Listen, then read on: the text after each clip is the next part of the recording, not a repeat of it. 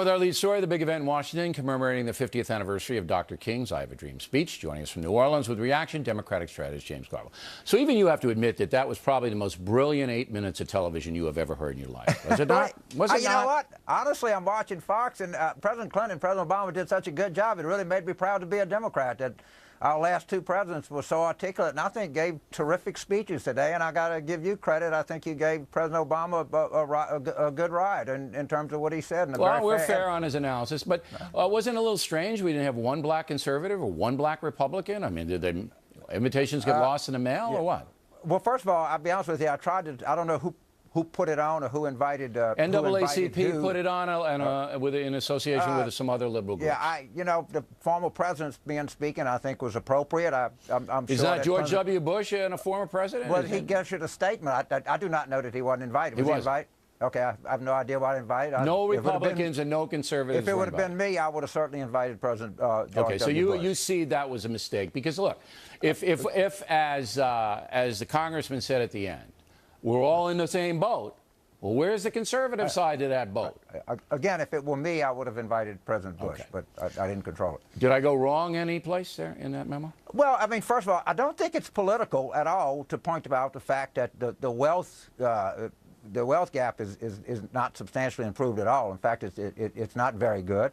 And I don't think some of the fact that we need to do something about the middle class, I wrote an entire book about that. I think that's more factual than it is anything else. I'm not saying it's not factual. I'm saying that the policies that they're instituting aren't helping that. In fact, they're making it worse. The government can't run the private sector. It can't. Well, I don't know if they're trying to do that. And I think that this problem is a result of a nasty recession that was brought on by the financial sector and excessive leverage and excessive risk-taking. I think that's what really Okay, but that's in the past. We're 5 years away from that now. Well, I know. And we were promised a new vision and a new economic program that was going to lift all boats, and it's failed. Let's face it. It hasn't worked. It's not going to work. Well, I think we've had some improvement, but these financial recessions we haven't had any nasty. improvement. Well, sure, Median income is down. Black unemployment is up. There hasn't been any improvement. Well, sure. I mean, the job sector, we've had some growth. We were losing 750,000 jobs a month. That's for everybody. You're talking about middle-class working Americans. Wait, Charles. Okay, go ahead. Wait.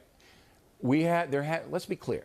There has been no improvement for working Americans and black Americans in the economic precincts. None. It's gotten worse. I would, in January '09 compared to now, I think that the number of African Americans that were losing their jobs was substantially higher. Look at the unemployment rate's double of white America. It's double. There's no improvement. It hasn't doubled since Obama took office. Not the unemployment rate. No, but it hasn't improved. Look, the word is it hasn't improved. Well, wait a minute. You said double. Now you're arguing improved. No. And it hasn't. The unemployment rate has improved. What's the matter with you, Garvey? Today, the black unemployment rate is double that of whites, and it hasn't improved under President Obama's administration. Again, when he took office, if you look at the job, we can argue this, whatever, but I agree completely that we had a recession that was very nasty, caused by risk-taking and leverage.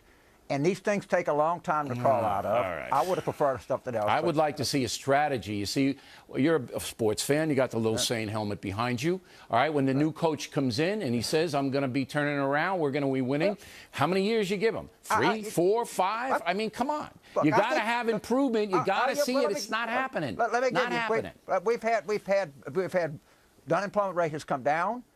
The fact that not the border for black Americans, the deficit is coming down. Right. You know, these things are very deep, and that the poor people tend to be the people that recover later. Because the poor people have the fewest skills in general, and that's the problem. See, there hasn't been a micro light or laser shined on the poor precincts to say, this is what you need to do to succeed. It's all about grievances and past stuff.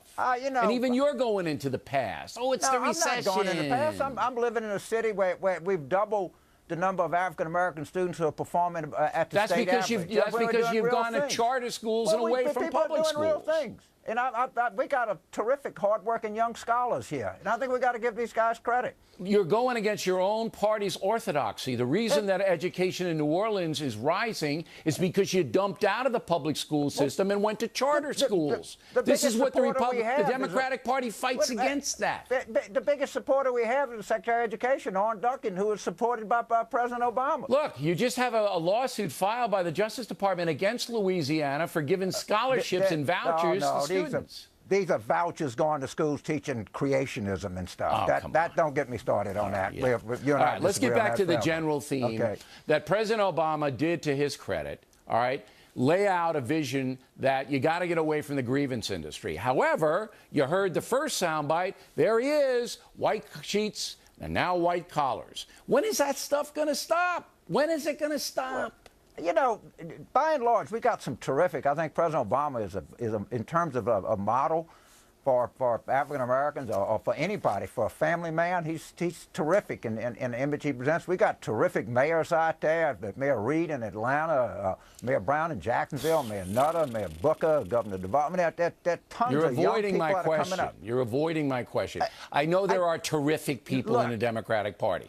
You had a speaker, all right, Morrell, a big shot, who comes in with the grievance lit. Here it is. Here it is. White collars and used to replace white sheets, and it's all bad. The country's bad. Blah, blah, blah. When is that going to stop? Well, but you listen to the former president and the current president give uplifting, terrific speeches, and you want to spend your time on what the first speaker said. No, I want a balanced approach. I think we give credit and we criticize.